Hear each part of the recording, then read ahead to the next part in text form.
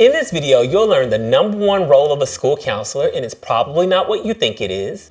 4 simple, powerful things that you can do to be successful as a brand new counselor or whether you're a counseling pro, and practical ways to get teacher buy-in and build relationships with students without burning out. Here's the truth, your success as a school counselor does not depend on fancy lessons that you create, a perfect office that you set up, or even creating those fancy bulletin boards. Your job is to inspire students, give them hope, and be a shining light.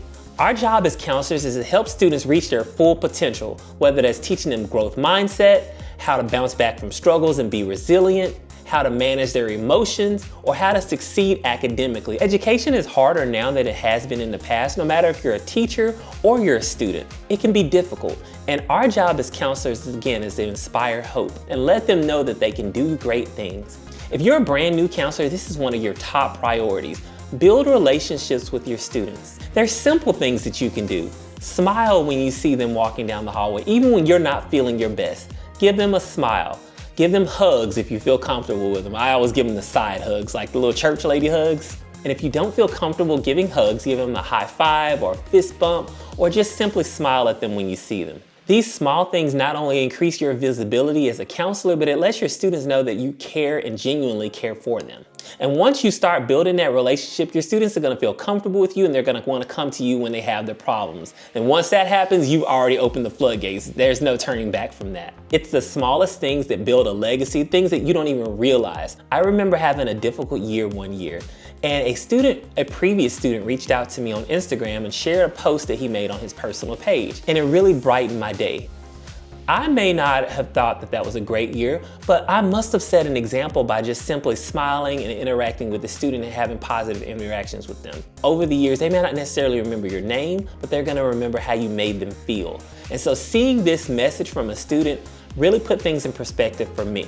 It's the small things that you do that build a legacy. Like I mentioned earlier, the smiles, the waves, the fist bumps, the genuine care and concern. Students will remember those things more so than anything else. Another thing that I would suggest is learn names. Last year, I had 427 students, and I know every single one of their names. And you're probably thinking that's impossible. No, you don't. I promise you I do. I know all of their first names when I see them. Every morning after the Pledge of Allegiance and the morning announcements, I visit every classroom and speak to students and call them by their name. So I go in, wave and say, "Good morning, Johnny," to every student that I see. Not only does that build and increase visibility, but it also helps them understand that I am there for them.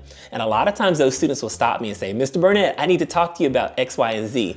And so I put that on my list and I check in with them later on that day. That's a great way if you're a brand new counselor to build up your caseload and make your students feel comfortable with coming to see you. The best way to build relationships and buy-in with your teachers is to simply check on them too. So when I'm visiting those classrooms in the morning, and keep in mind it's really quick, I check on the teacher too. "Hi, Miss Apple-Bottom Jeans Boots with the Fur. How are you doing this morning? Do you need to go to the bathroom real quick, or go to the copy room and get your worksheets for the day, or even warm up your coffee?" These are simple things. They don't cost any money. It just costs you a couple minutes of your time. Not only is that gonna get teacher buy-in, but anytime that you host an event or need volunteers for something, those teachers are gonna be the first ones to volunteer and help you out. I was looking at a Facebook post the other day in one of my counselor groups, and a brand new counselor was asking for feedback. She wanted to buy inexpensive gifts for all of her brand new teachers because the previous counselor had a bad relationship and she had heard that from somewhere. I let people do whatever they wanna do, of course, it's your money. But one of the things that I was thinking in my head was like, I wouldn't buy anybody a gift. I would build relationships in the ways that I mentioned in this video. Not only do teachers want you to keep your word and follow up with them, the students do too. So if you say you're gonna do something, do your best and get it done. And if you can't do it in a timely way, just give them a follow-up and give them a timeline of when you can get it done. If you promise that you're gonna check in with a student, make sure you prioritize that and get it done. If you say you're gonna email resources to a teacher, make sure that you do that too. Education is bleak right now, and it's really hard. And if you as the school counselor can do anything to uplift someone's day by sharing resources, smiling at them, genuinely checking on them, these are the things that are gonna make a difference, and it's gonna make your job easier, and it's gonna help get support from the people that you need, such as those stakeholders, the staff, the families, and the students in the school.